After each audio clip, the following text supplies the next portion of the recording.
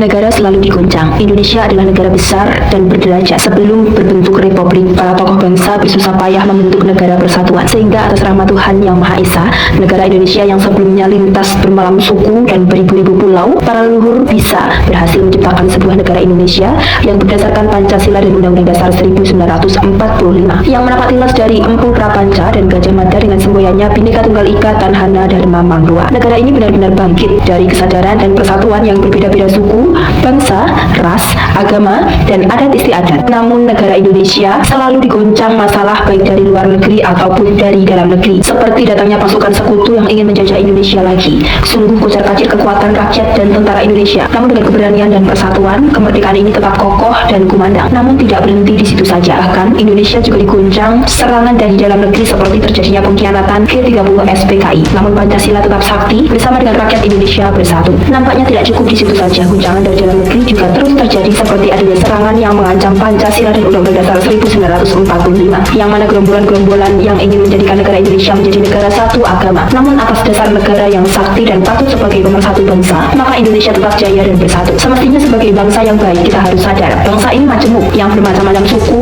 dan agama. Jadi sehendaknya kita harus toleransi dan berbhinneka tunggal ika agar adanya negara NKRI yang berdaulat, adil, dan makmur. Kalau kita sadar semua tokoh-tokoh leluhur kita selalu berjuang bagi bangsa dan negara, dimulai dari Presiden pertama Bapak Insinyur Soekarno, Bapak Soeharto, Bapak Habibie, Ibu Megawati, Bapak Abdul Rahman Wahid, Bapak Susilo Bambang Yudhoyono, hingga Bapak Presiden Joko Widodo. Seluruh tokoh kita itu tentu telah ikut serta menitipkan jasa-jasa untuk negeri ini. Tentu kekurangan dan kelebihan masing-masing pasti ada, jadi jangan sampai menilai habis manis sepah dibuang. Jadi wujudnya Indonesia menjadi negara yang maju dan sejahtera seperti ini. Itu juga karena mereka-mereka yang telah melewati perjalanan atas kemajuan negeri ini. Jangan sampai karena ketidakpuasan kita, kemudian kita justru membuat guncangan-guncangan dan pengkhianatan kepada negara ini. Kita satu warga, satu rakyat, satu bangsa, satu bahasa, satu negara, yaitu Indonesia tercinta. Negara ini sudah tertata dengan baik pembangunan, pemerintah sudah benar-benar melindungi dan mensejahterakan dengan baik, peduli rakyat baik ekonomi, kesehatan, dan lain-lain. Kita bisa melihat betapa perhatiannya pemerintah kepada rakyatnya dengan sektor kesehatan. Semenjak adanya BPJS dan lain-lain,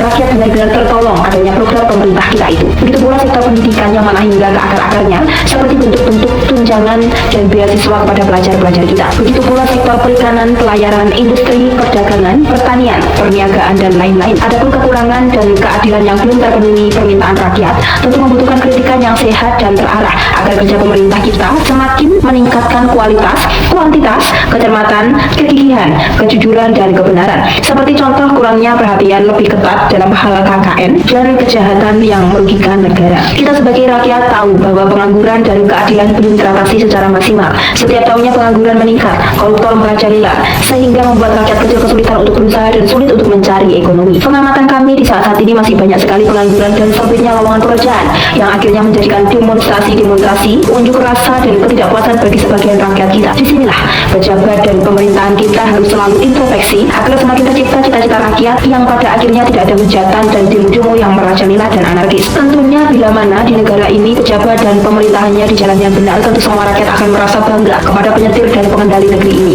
Kita tahu akhir-akhir ini banyak sekali hujatan dan orasi, termasuk sebagian rakyat yang tidak puas dengan kerja aparat dan pejabat kita. Namun bila kita bersatu dalam satu tujuan untuk menuju keadilan dan kebenaran, tentu negara ini akan bangkit menuju Indonesia maju. Cukup sekian teman-teman untuk wacana kita pada malam hari ini. Semoga ini bermanfaat. Wassalamualaikum warahmatullahi wabarakatuh.